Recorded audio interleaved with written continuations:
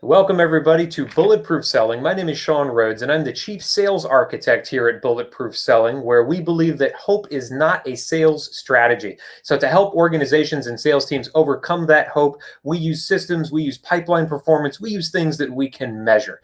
Not to say that hope doesn't have a place in the world, but if we're trying to make sure that we are serving our prospects and turning them into customers and making sure that we're providing more value than anyone else, well, that's where systems come in. And so each week here at Bulletproof Selling on these live stream interviews, we get to talk to sales leaders, we get to talk to spokesmen of companies, we get to talk to authors, speakers, consultants, folks that are the smartest in the world at what they do. And we also get to go down to the front lines, the people that are actually out there in the field selling, managing salespeople. And those are the people that I really enjoy interviewing because we have one of them on today. I'm going to introduce you to Mr. Greg Carbone. Greg, welcome to the show, sir. And Greg is really in an interesting vertical. You will not hear him refer to his salespeople as salespeople because they're actually qualified in a whole nother way. So, Greg, let's definitely talk about that. But welcome to the show, sir. Tell us a little bit about yourself and the industry that you're in. Sure. Well, thank you, Sean. Thank you for your service. Hugely important. So my name is Greg Carbone. I'm Vice President of Commercial Accounts for Bartlett. Bartlett is a really unique company, 114-year-old privately owned company, now soon to be fourth generation, really exciting.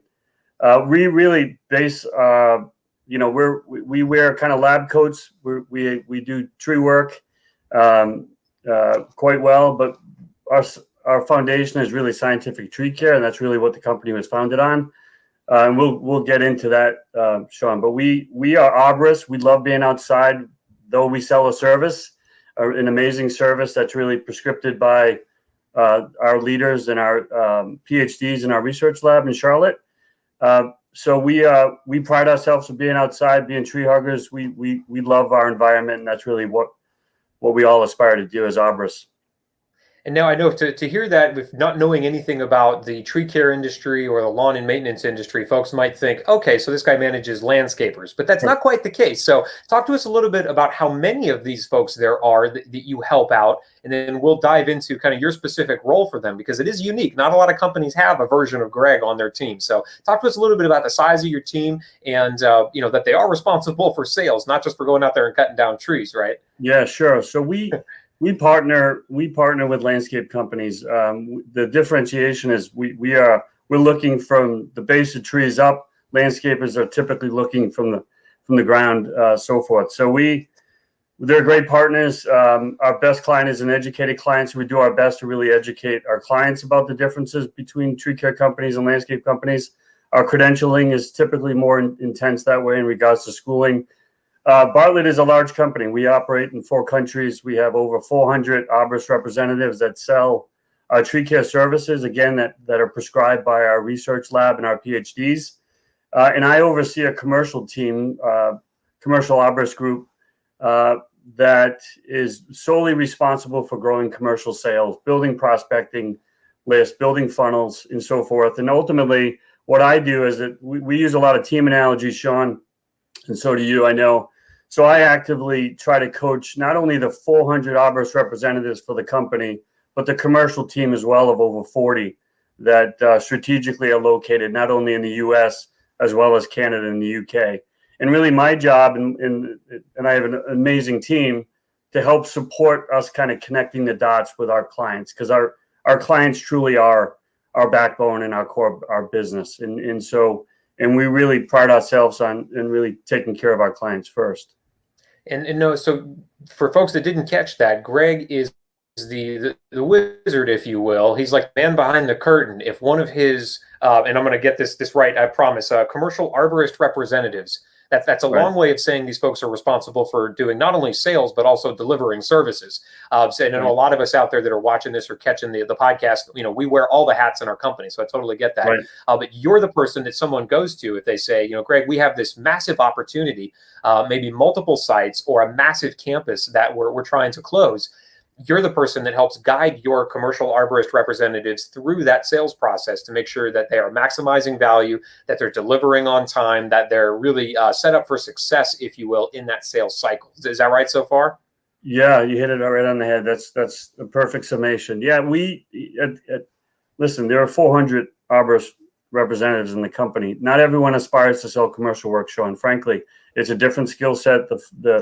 The conversion rate is typically slower than residential work. We all understand. We all have a really good foundation of residential work, having done it. And yeah, the benefits are obvious, right? Immediate gratification. You see Mrs. Smith. That's really the core book of our business. I was asked to grow the commercial piece because we were heavily vested on the residential backyard tree care and not overly diversified in regards to commercial development. So if you aspire to sell commercial work, we are very organized that way, where our arborist representatives have certain geographic areas that they service. The commercial team is a little more autonomous as to where they can travel and go to. It's really about the relationship and providing a single point of contact. So if they like working with Sean Rhodes, then guess what? They can work with you all over the country and all over the world for that case. So so I'm there to try to expedite the process as a coach, right? The commercial sales cycle I've gone through, the good, the bad. I have a lot of experience having done this now for over 24 years with Bartlett. I know the kind of the rabbit holes you can go into, lose a lot of time and efficiency. And so I try to expedite that process for our team to say, no, maybe we should take this approach, or, keep going. You're doing a great job. And you mentioned something really critical there, lost time and efficiency. And that's really what your position, as I understand it, is there to make up. And so we find, because all the clients that we get to coach on their sales processes and their pipeline improvement, lost time and efficiency are the lagging indicators of something going wrong. Of course, lost deals, not meeting number, those are also lagging indicators. The leading indicator, the thing that we try to solve ahead of time, is that these folks are not doing the things that they know to do to capture the systems, the processes, the improvements, the questions that are coming out of prospects. Hope, if you will. They're hoping too much on the leading edge that this sale is going to close, and I'm going to remember what was said in the last conversation. I'm going to remember to fulfill that promise I made to that prospect and send them the information they asked for in a timely manner. A lot of hope gets built in. So in your two and a half decades almost now inside this industry, where have you seen salespeople rely a little too much on hope in their sales processes? Man, that's a great question. I frankly, when I hear hope, I get concerned. Yeah, meaning I hope they get back. Yeah, someone put too many eggs in a basket, or frankly, we're such a longer process that literally you need to. I'm a funnel guy, so the more viable, well-organized funnel that you put in, a likelihood you're going to get that much more in return. If you're banking on hope, the likelihood is that you didn't do a great job organizing kind of a power schedule to make certain that, listen, if something comes in, that's great. I've done my job. Anything extra, that job that you're hoping for, it's just gravy, frankly. So if you're banking on hope, that means you probably took your foot off the pedal a little bit. You may have, and listen, it happens, man. It happens to the best of them. But in the meantime, we try to provide consistency without any peaks and valleys. We understand our sales cycle. We understand our client. We understand the buying patterns of the different verticals that we service commercially. So what I urge people to do is, listen, if you are hopeful for this or banking on this one job to get you through the winter months, then we need to prepare now for next year. So we're always thinking 6 months in advance. And a friend of mine who's in the fashion industry years ago said, your industry is a lot like mine. In the spring, you're thinking about the fall. In the fall, you're thinking about the spring, and you're stressed out in the summer about the winter, and you can't really enjoy the summer. So we're aligned that way. And if you're not nervous about that, then you're probably, not working for Bartlett. I got you. And so you think about the highest performers that you have on your team now, or the highest performing salespeople that that may not be on your team. Maybe they're the folks that are in another industry, like your friend in fashion. What are they doing to replace hope, and what are they replacing hope with? Consistency and persistence, right? I think those are key. If you are consistently doing, it's all about planning, right? It's all about getting out of the office, seeing your crews, having that positive engagement in the morning with your crews, talking about the day's work. And then ultimately, when you get in that arborist car that has Bartlett all over it, really maximizing your time during that, because that's what your job is, to maximize your time in that. It's about how you drive. It's about branding yourself as Bartlett.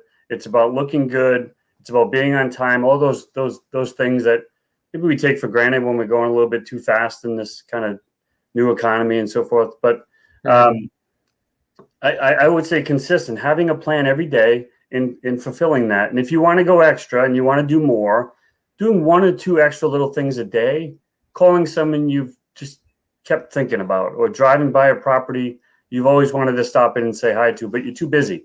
If you can do 1 or 2 of those extra things a day, in addition to your power schedule, maximizing your time, listening to your podcast while they drive around in the car, getting motivated, then that's what you need to do. And then when you get back to the office, that's really important time to re-engage, talk to your team about the day's events and so forth. But you're not in sales capacity at that point. So whether it's 5 hours a day, 10 hours a day in your car to maximize that, walking properties, it's all about consistency and doing it every day. And I find that helps attribute a lot of the attrition that a lot of people will experience out of a funnel. It's because they're moving too fast, right? They're working for the 0.03% or whatever your conversion rate is at the bottom of that funnel. And they're driving so hard there that all of these people that might make great prospects, or they might make great customers in the future, just not today, they kind of flow out of that funnel. Right. And so, and I'm curious to get your thoughts about this, because we've seen so many teams give up the idea of a funnel in favor for a pipeline. And so, often it comes down to terms and language, and, you may be talking about a pipeline, but I'm thinking about it as a funnel. So if I think about a funnel, it's putting a lot of people up top, hoping for a small conversion at the bottom. But the question that always comes up is, well, what happens to all of those folks who might have been qualified, but that left my funnel? Because every funnel is designed to leak, or you would have a straight vertical funnel, right? There'd be no small part at the bottom. So how do your folks overcome the attrition that might happen inside of a funnel, where prospects, like all prospects will do, just don't return the calls? Maybe weeks will go by before they respond to that email. How have you found the best to really wrap their heads around getting the attrition down in their funnels? For me, it's all about really doing your homework on the prospect and what that process looks like. If I've done one thing well, Sean, in my tenure with Bartlett, is really diversifying my network, and then ultimately working with a group of people that I aspire to work with, who I learn from. And so typically funnel or pipeline can be as simple as a referral. Someone has expressed something of desire about a particular prospect. It's all about qualifying the people that ultimately you want to work with. Do they meet the criteria? Do they understand the benefits and the values of Bartlett and what we can provide and how we differentiate ourselves? And then ultimately, there is attrition, but I'm an advocate for a high percentage of closure, right? So it's not about it's quality related. Yeah, it's quantity related, sure, but it's really about what you put in. It's like, I don't know the right analogy to use, but you can put a lot of stuff in a blender that looks good and then find out that it doesn't taste that great. At the end of the day, we use the analogy of like a car engine. If you put really low quality gas in there, and there's some sand and some ether mixed into that, the engine might actually break down. You might actually destroy the engine. Right. You think of a funnel or a pipeline the same way. But if I get that high octane fuel in there, my engine's going to perform better. It's going to last longer. It's going to get me there faster. And for salespeople, of course, that's more income, more impact. So maybe that's what we're really talking about here. So I'd love to know then, on your end, do you find that the best value that comes out of looking at prospects before they enter a funnel, does that happen in the research that's done, or does that happen more in the initial conversations with that prospect? Both are important. Where do you find that you advise salespeople to really weight your time more heavily? Frankly, what Zoom has provided us over the past year has been challenging, right? So what I would typically do before I would include anybody in that funnel conversation is, in last year's world, have a cup of coffee with someone, sit down and see if there's commonalities. Because just because there's commonalities, or you've heard great things about someone, or you think they'd be a great fit, it's if I can't sit down and have a coffee with you and talk about best practice or whatever those things are, then that's okay. Maybe it doesn't warrant funnel, further conversation, check-ins. I'm an advocate of consistency, calling 2 people a day, doing two coffees a week, doing two lunches a month. And that is all of how that funnel for me and the commercial team kind of works out. Now, for the other 400 arborists that work for the company, their versions of prospecting and how they delineate what's a prospect, what they should venture forward to identify, there's a lot of variables there. And what I say is there's lots of different ways of addressing prospecting and how to deal with conversion and deal with attrition. Find a system that works for you. Find a mentor within the company that has high close rate, has a high transversion rate, and then mirror them, shadow them, spend a day with them. And we do an amazing job of that as a company. So if you're really you're going to be asked to do it again. Yeah, and it's something you've touched on multiple times. I think there's one word that you've probably said more than any other. It's consistency. And that's something that so many salespeople struggle with. What we found studying 10,000 sales meetings was that the people that were more consistent were the people that didn't have to think about being consistent. And that sounds a little strange. So what I mean by that is these are the folks that had some kind of an external system to tell them, today is the day to make a call to Jim. Tomorrow, you're going to send an email to Sally. And the next day, you're going to send a LinkedIn message to Bob. And that way, they didn't have to think about what the next step in any of these conversations was going to be. And so I know that you're a firm advocate in, people using a CRM. You're a commercial arborist, they have a CRM that they use. You have a CRM that you can then tap into to see, are these people executing consistently on the things that we know are the leading indicators that lead to the lagging indicators of success. And so if we were going to build a system around consistency, where do you feel like people in the world of sales, in your company, in your industry, and in all industries, where do you feel like they drop the ball on consistency the most? Is it on consistently entering great prospects? Is it consistently reaching out and keeping them in play? Is it consistently providing unique value? What is it for you that really ties in? This is the need people have for consistency. I think it's all about game planning. Again, so before we even get on the phone, we have to make sure we're consistent with that first. Okay. Talk to me about game planning. To me, it's about the day. It's about the night before. Right. Though we do our darndest not to bring work home, and we understand that. But for those who are arborists and really love what they do, and for those, it's really about, okay, what are my goals for tomorrow? So when I wake up, I'm going to get thrown off track. There's going to be a wind event where there's a tree down in Mrs. Smith's, and what I try to instill, with my team and in my life is, okay, I'm going to get knocked off the road. What systems and what do I need to do to get back on road so I can stay consistent? That comes with a lot of tenure and time so that you don't Mrs. Smith doesn't ruin your day and you get derailed. Because to me, it's a lost day and a lost opportunity. And so I think the more skilled commercial team understands really the long play, the night before, the day of, the week ending. And people often ask, how do you get all this stuff done? Not only to me, the commercial team, young aspiring arborists for the company say, how do you do all that? Well, we work until the work is done. There are some days that work is done at 4:30. There are some days that work is done at 10:30. It's the consistency and the persistence of understanding that I've fallen off track or I've kind of taken my foot off the gas, being cognizant of that and really doing a lot of self-analysis to say, okay, I kind of limped along. I didn't do 2 extra things this week. I didn't do 2 extra things this month. That's okay. The game's not lost. We still have 11 more months to the game.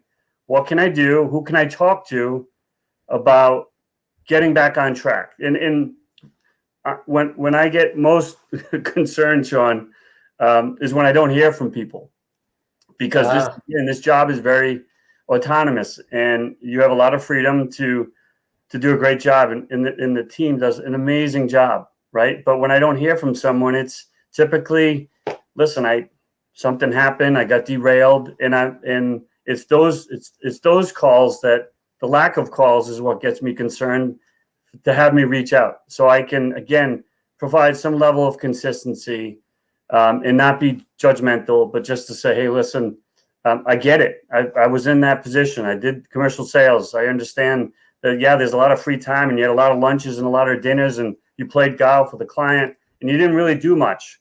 Well, you did. Right. There was no actual progress towards the sale. Right. So this is something I think is going to be valuable for all salespeople, because in every one of these sessions, we get to build a system, myself and my guests. And so I think consistency, I agree with you. One of the things that's most lacking, I love the idea of making it a nightly ritual, or a ritual, if you really want to separate, work and home life before you leave the office, this has to be done. And let's talk about building this into something that any salesperson can use, no matter the size of their goals or the size of their team. Maybe they're in a position like you where they're managing hundreds of people, or maybe it's just them. But I think, because I use this self-reflective thing every single day as well. So when we talk about building a system for any sales process, we're trimming hope away.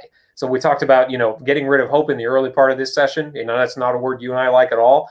This is just a little bit more hope leaves every time we build in a new system. So when we talk about trimming hope away, we use this acronym TRIM, TRIM. And so that's a system in and of itself. So the T stands for trigger.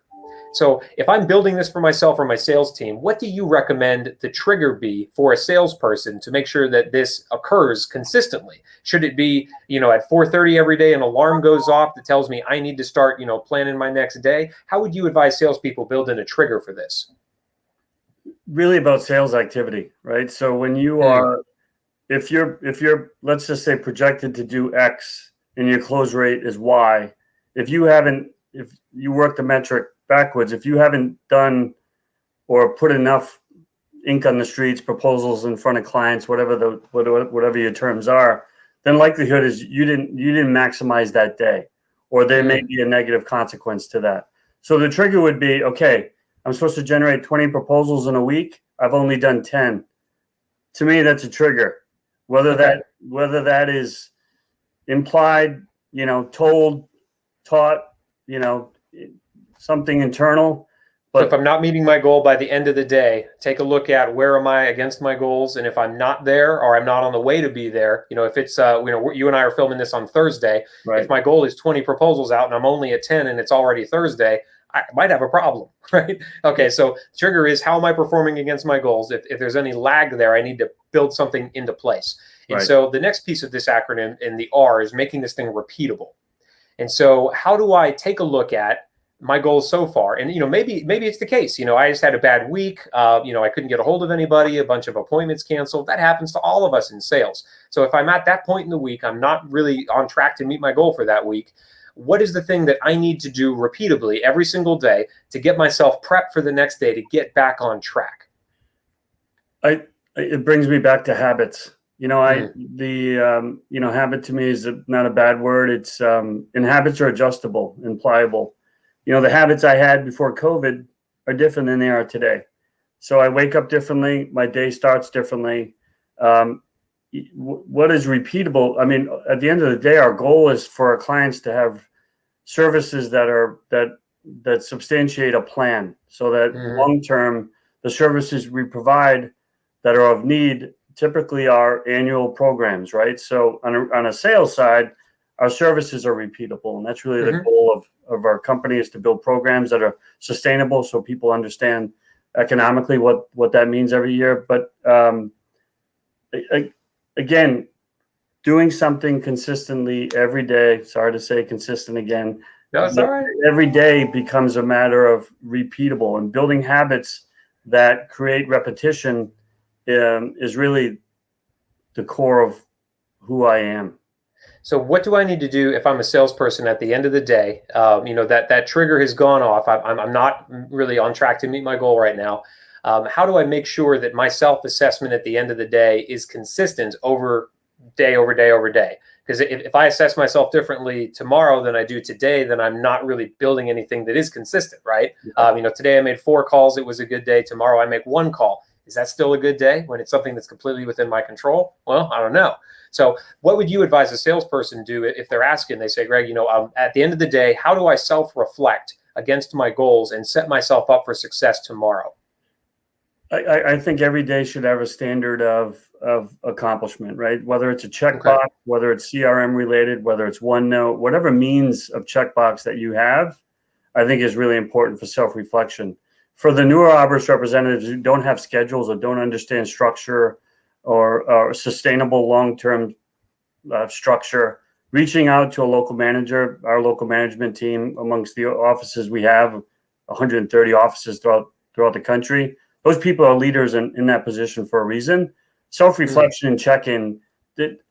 I guess I'd rather have more questions as to what do you think of how things progressed, and then ultimately you get positive and negative feedback. You're not going to go back.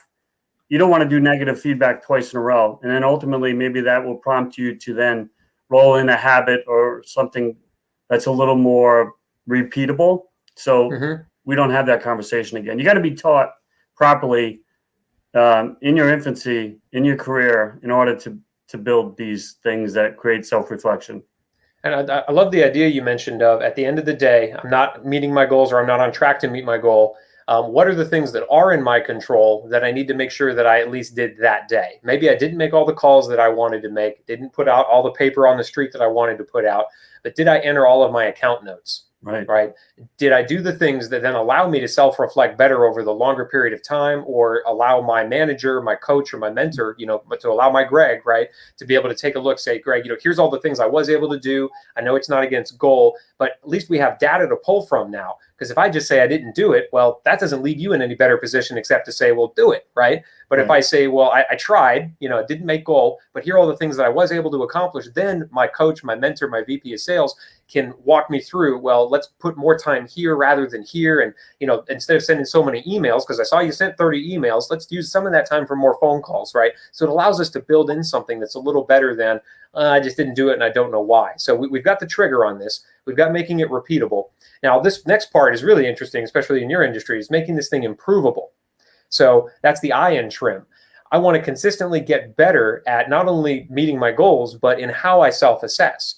And so over the course of time, you've got one salesperson you're coaching through that's brand new, but then you've got another one that might have been there 10, 15 years. How are you going to help that person that's a little more senior improve their self-assessment every single day?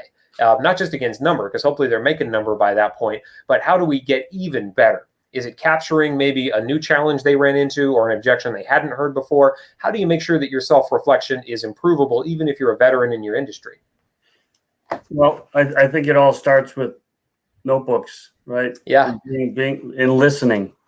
And I'm fortunate where at the end of every day, I try to surmise what I did, right? To substantiate and feel good really about what I did that day. The team that I oversee reports weekly. We speak to trends. We speak to, I got in the weeds here. Here's how I got out. And then at the end of the month, we do a kind of a overall month recap.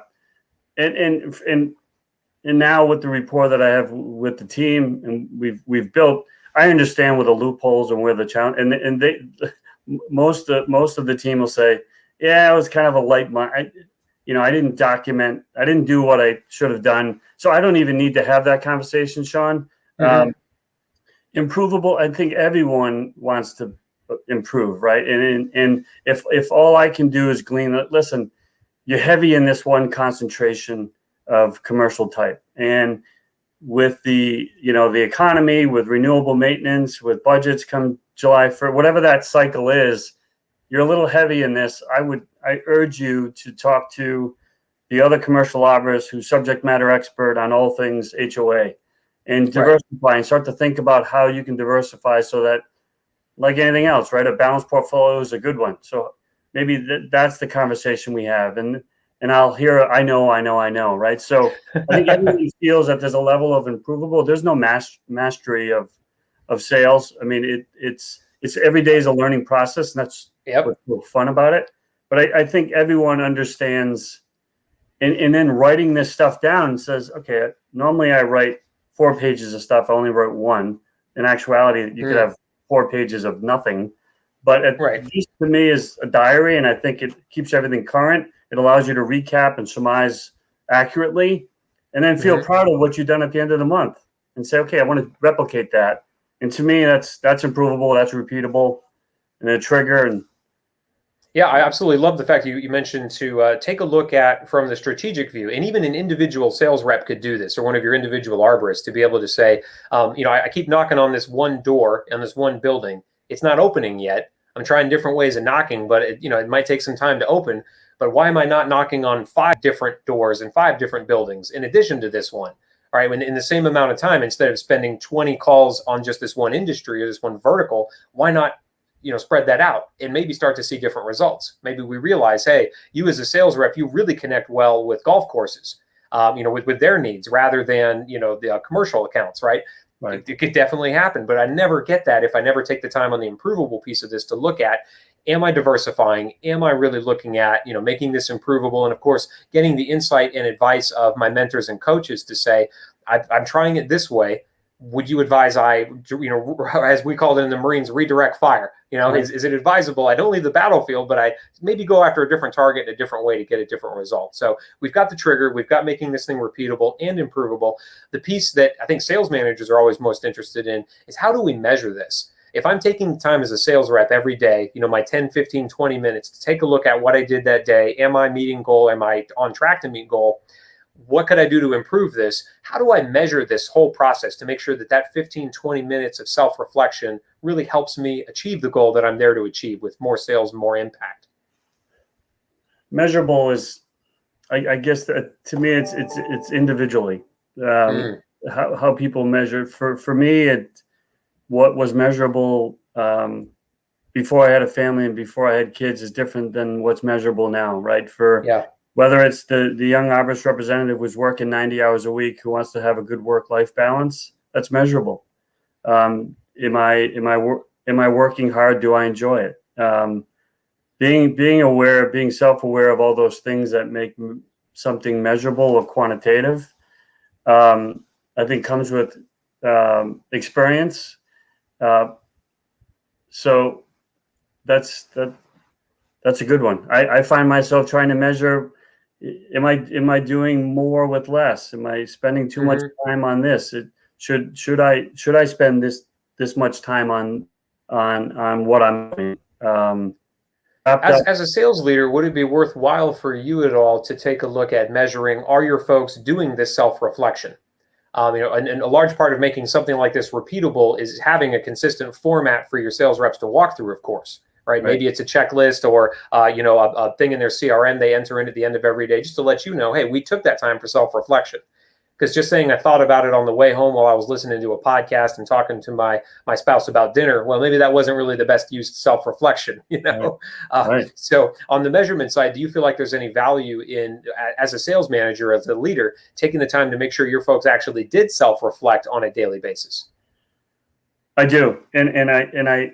And measurement to me comes in different variables. I think at a minimum, our team meets quarterly to talk about finance and then talk about trends and so forth.